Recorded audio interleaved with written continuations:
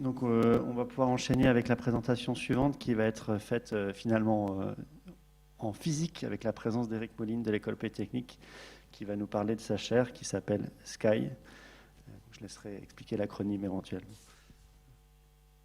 French or English? There's one English speaker. Okay.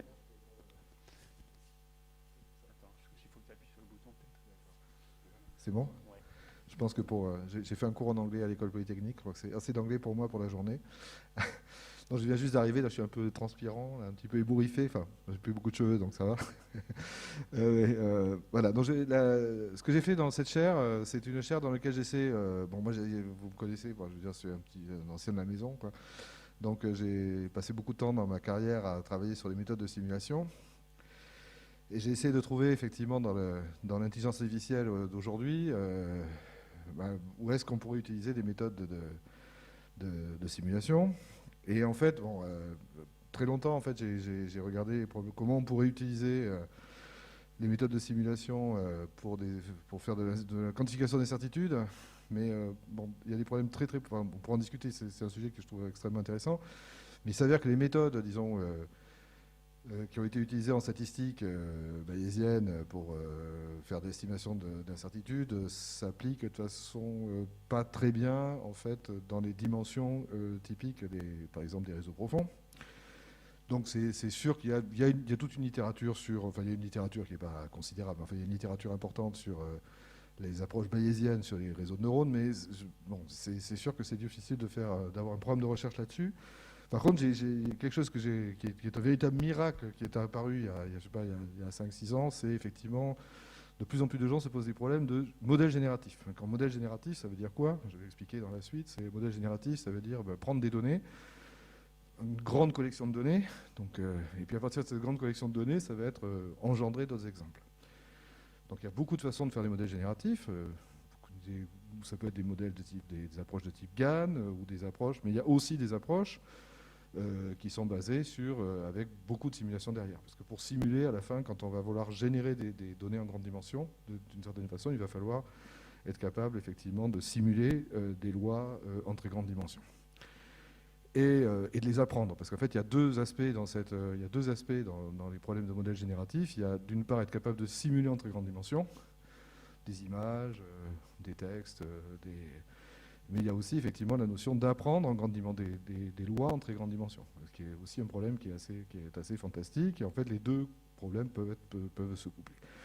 Voilà, donc c'est un petit peu la thématique générale de ma chaire, c'est autour en fait de des méthodes de simulation pour l'intelligence artificielle et en particulier les modèles génératifs. Il y a évidemment un volet aussi sur les problématiques d'incertitude, mais ce n'est pas le volet sur lequel je vais creuser dans un premier temps. Il y a tout un aspect dont je ne vais pas du tout parler aujourd'hui, mais qui est aussi présent dans la chaire et qui est représenté par... parce que dans la chaire, on est deux, donc il y a Aymeric Dieuleveux, que certains connaissent, il n'est peut-être pas là aujourd'hui, mais Aymeric est un jeune chercheur et professeur assistant à l'École Polytechnique, et il s'occupe de l'aspect qui est plutôt sur la distribution à grande échelle, à la fois des approches de stimulation, mais aussi des approches d'optimisation, et en particulier tout ce qui est apprentissage fédéré. Donc c'est aussi effectivement un aspect de la chaire. Donc voilà, donc juste, j'ai un quart d'heure, c'est ça à peu près 12 minutes, ok.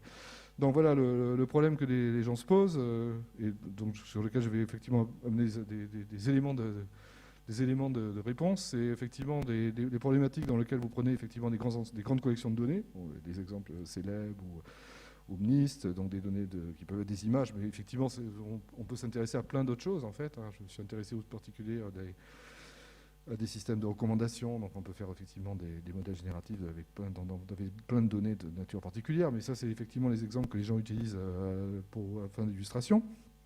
Et le problème est le suivant, le problème qu'on se pose, c'est d'être capable d'engendrer effectivement à partir de cet ensemble de données, c'est d'être capable d'engendrer effectivement des exemples qui sont ressemblants d'une certaine façon. Donc il faudrait définir exactement d'ailleurs ce que ça veut dire que ressemblant.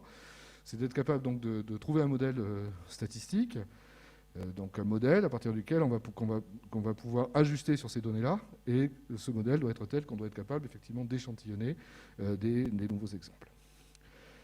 Donc dans l'approche, disons, des modèles génératifs, il y en a beaucoup. Donc je vais surtout effectivement m'intéresser aux approches de modèles génératifs basés sur des approches de vraisemblance. Donc on va avoir un certain modèle de vraisemblance, Pθ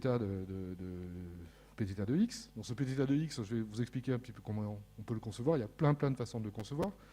Typiquement, on va le concevoir avec des approches, il va y avoir une approche avec des variables latentes. Et puis, bien entendu, à l'intérieur de ce modèle Pθ, il va y avoir des modèles profonds. Et puis, ce qu'on va faire, de façon assez naturellement, on va essayer de... Une façon de faire, du moins, ça serait de maximiser la vraisemblance ou ce qu'on appelle la forward KL en machine learning. Donc, les approches les plus simples, parce que je n'aurai pas le temps de tout couvrir, hein, là, il y en a pour à peu près 1 heure, mais dont je vais être raisonnable, donc pas du tout le temps de tout couvrir, mais l'approche, en fait, la plus... Vous donnez juste une impression de ce qu'on fait. On travaille typiquement, la première chose qu'on va chercher à faire, c'est qu'on va utiliser en fait des représentations avec des variables latentes.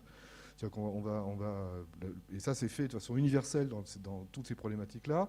La première chose qu'on va faire, c'est faire une grande réduction de dimension, une grande réduction de dimension typiquement non linéaire. C'est qu'on va en fait supposer qu'il y a une variable latente en beaucoup plus petite dimension qui explique effectivement la variable observée. Ce que d'un point de vue statistique, on va se représenter par la façon suivante. On va introduire une variable latente et on va définir le modèle statistique en fait de façon plus ou moins hiérarchique, dans lequel on va écrire un premier terme qui va être un terme de vraisemblance conditionnelle, donc Pθ de x sachant z, et vous donner effectivement un deuxième terme qui va être en fait la distribution des variables sur l'espace latent. Donc le modèle le plus classique, hein, c'est celui qui a été introduit, DLGM, ça a été introduit par plein de gens différents, mais c'est attribué souvent à Welling et à Kingma, consiste effectivement à écrire une vraisemblance Pθ de x, donc en marginalisant donc, par rapport à la variable latente, vous simulez effectivement la variable latente suivant une certaine loi pi de z, qui peut être gaussienne, mais enfin ça c'est fondamentalement pas important, et vous attaquez après derrière une loi conditionnelle, Pθ de x sachant z, qui, elle, va être spécifiée donc, typiquement par des modèles profonds, qui va être, par exemple, des successions des flots inversibles ou des choses beaucoup plus compliquées, même si on a envie, ou des faux subjectifs. Enfin, il y a plein de façons de spécifier des lois conditionnelles. Et donc l'idée, en fait, va être la suivante. Ce que vous allez faire, c'est que vous allez, pour simuler des observations, mais vous allez simuler dans l'espace des variables latentes, donc petite dimension. Vous allez ensuite simuler suivant votre modèle conditionnel, et c'est là où effectivement on va avoir typiquement des méthodes il va y avoir des méthodes de type Monte Carlo qui vont apparaître ici. Et puis donc je vous donne effectivement un exemple effectivement de génération par un modèle qui a déjà été appris. Bon, MNIST, c'est un modèle qui est trivial, hein. Tout marche sur MNIST, c'est comme en classification, hein. Donc c'est pas un bon exemple, quoi. C'est un exemple qui permet d'illustrer. Et là, dans MNIST, en fait, l'espace latent, c'est 2. On travaille en dimension 2. C'est qu'on tire en fait une gaussienne en dimension 2 et on génère effectivement ces points. Bon, ensuite, le problème, c'est comment on ajuste les paramètres. Et là, on retrouve en fait un problème qui est un problème classique de statistique, un problème qu'on appelle des vraisemblances qui sont intractables, parce que les vraisemblances s'écrivent en fait comme des marginales en fait de lois qui sont explicites, mais c'est des marginales, donc il y a une intégrale, on intègre la vraisemblance qui nous intéresse, c'est une vraisemblance qui est intégrée ou on intègre par rapport à la variable latente. Et donc ça, quand on veut calculer un gradient, ça ne se calcule pas bien. Donc moi, ce que j'ai fait pendant 30 ans, depuis 1990 à peu près, j'ai soigneusement ignoré les techniques variationnelles, considérant que c'était quand même une faible approximation de ce qu'il fallait faire. Donc j'ai utilisé une approche sur laquelle j'en ai fait beaucoup, en particulier dans les approches EM, qui consiste à utiliser ce que j'ai appelé l'identité de Fisher. Mais je me rends compte quand je cherche l'identité de Fisher sur le Google, vous ferez l'expérience qu'on trouve toujours mes papiers. Donc je me suis demandé si à un moment donné, je n'avais pas fait une fausse attribution. En fait, c'est un calcul à peu près trivial qui dit la chose suivante, qui dit que vous pouvez calculer le gradient, en fait le gradient de la log vraisemblance, donc la quantité qui vous intéresse quand vous cherchez à calculer le maximum de vraisemblance, à partir effectivement de la log vraisemblance complète. Et ça, c'est au cœur effectivement, par exemple, de l'algorithme EM. C'est exactement la même mécanique. Et vous voyez que quand vous écrivez effectivement la vraisemblance, le gradient de la vraisemblance avec cette fameuse identité de Fisher, bien vous trouvez effectivement, vous trouvez à estimer, à intégrer effectivement la log-vraisemblance complète, qui se calcule de façon explicite, c'est un calcul de gradient, comme une espérance en fait par rapport à une loi conditionnelle, qui est la loi conditionnelle à ce moment-là de la variable latente, étant donné l'observation x. Et donc il y a une simulation à faire là. Et donc ce que j'ai fait pendant très très longtemps, c'est que je me suis dit, en fait, ce qu'on va faire à cet endroit-là, c'est qu'on va calculer une chaîne de Markov dont ceci est la variable latente. Donc Pθz sachant x va être la loi cible. Donc cette loi cible, elle est connue à une constante de normalisation près. C'est exactement ce qu'il nous faut pour faire du MCMC. Et donc on va intégrer effectivement, on va faire un algorithme MCMC avec cette loi cible. Donc on va faire Metropolis Hastings qui est donné ici.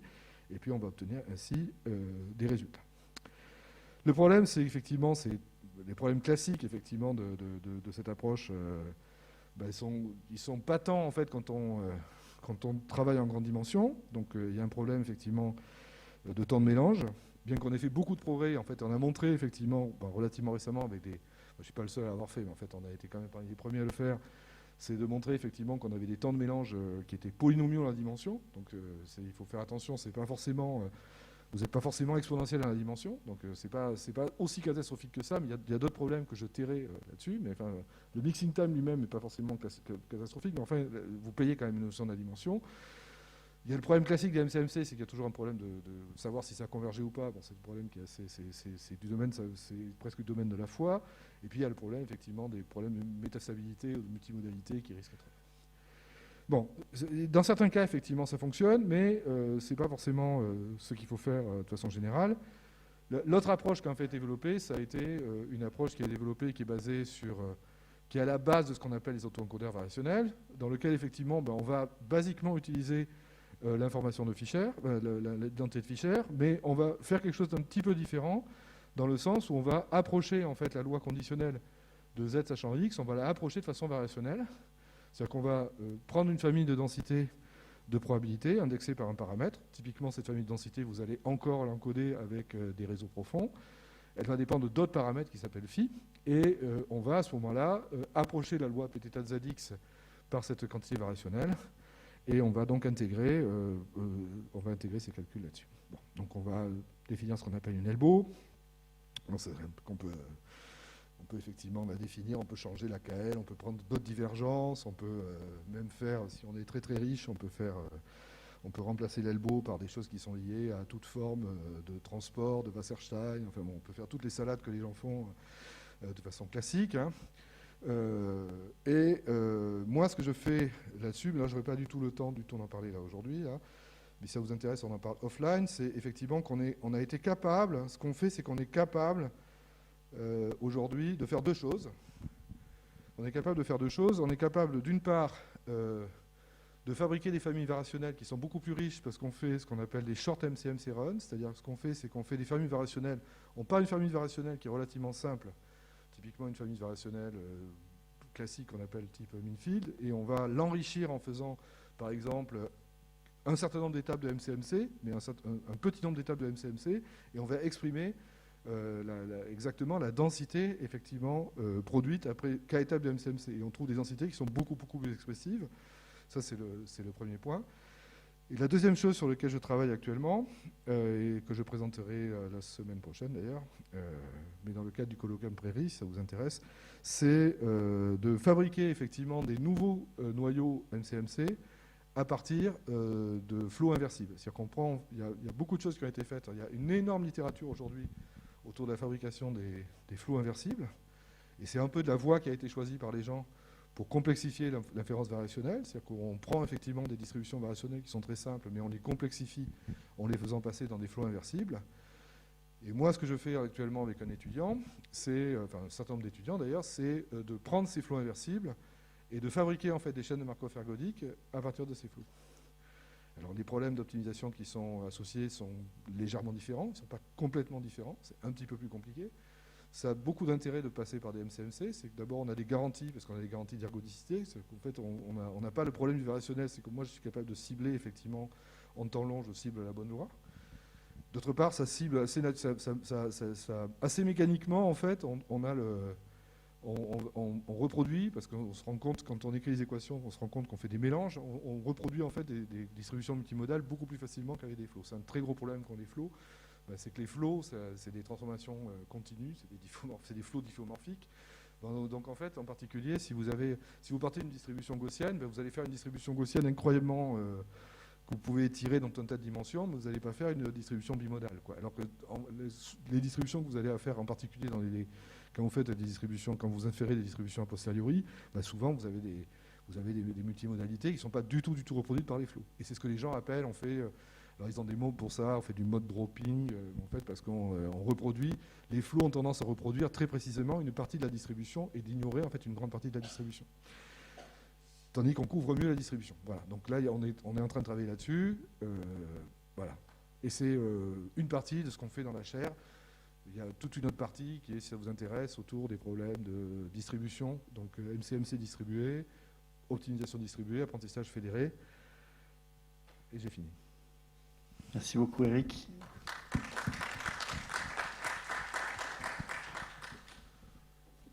Est-ce qu'il y a des questions?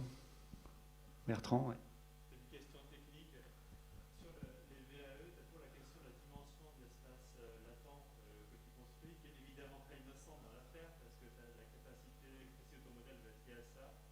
Et je n'ai pas vu, je ne connais pas tout, mais je peux dire que là-dessus, est-ce que vous travaillez? En fait, je dirais que c'est une fausse. Quand on met des non-linéarités, en fait, tout est couplé à la non-linéarité qu'il y a derrière. Hein.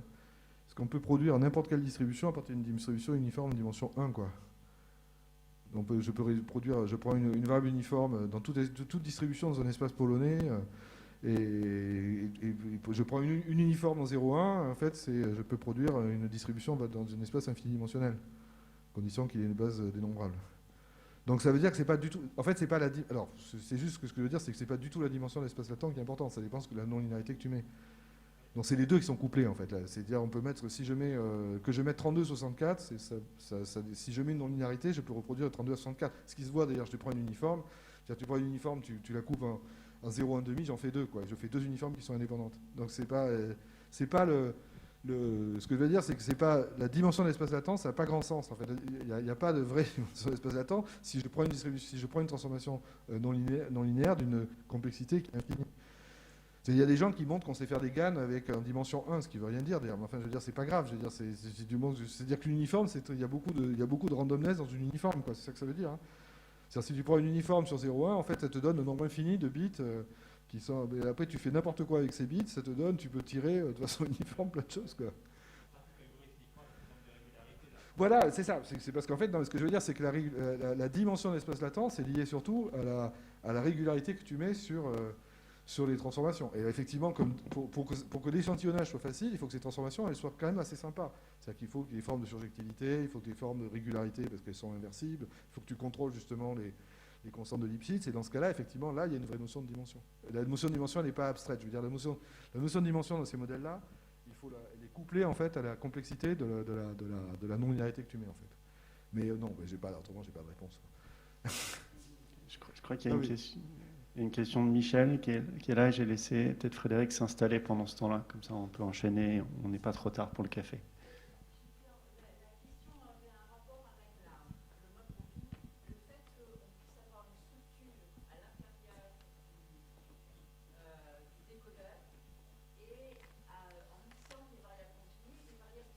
Ah oui, ça, j'ai pas eu tout regardé. Oui, ça, les gens font effectivement. Ça, j'ai pas regardé, mais je sais. Oui.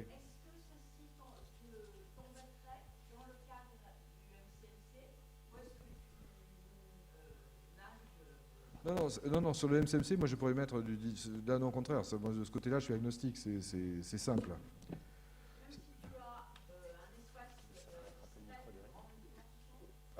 Enfin, c'est le pire, pour la simulation, le pire, c'est le discret en grande dimension.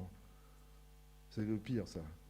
Le discret en grande dimension, c'est comme en optimisation, quoi. C'est à peu près ce que tu peux faire de pire, c'est une fonction booléenne en très grande dimension. Voilà, ça, tu as beaucoup de mal à optimiser ça, parce que c'est combinatoire. Donc simuler un objet comme ça, c'est un peu combinatoire. Si tu n'as pas d'information de gradient, s'il n'y a pas d'information de régularité, ça va être que... Mais par contre, avoir des les gens ont fait effectivement, au lieu de mettre des gaussiens, c'est du multimodal. Ou aujourd'hui, ce qui est très à la mode, c'est QV d'ailleurs, c'est faire des étapes de quantification vectorielle. Parce que dans le VAE, c'est le state of the art, c'est de mettre effectivement des lois discrètes en fait sur les. Bon, après pour des mauvaises raisons d'ailleurs. Hein, c'est pour des mauvaises raisons qu'on met des lois discrètes. Mais la mauvaise raison, c'est que ça... Je propose que vous ayez cet argument au café. Mais c'est une bonne question, je suis d'accord. La réponse est intéressante également. Mais voilà. Merci Eric.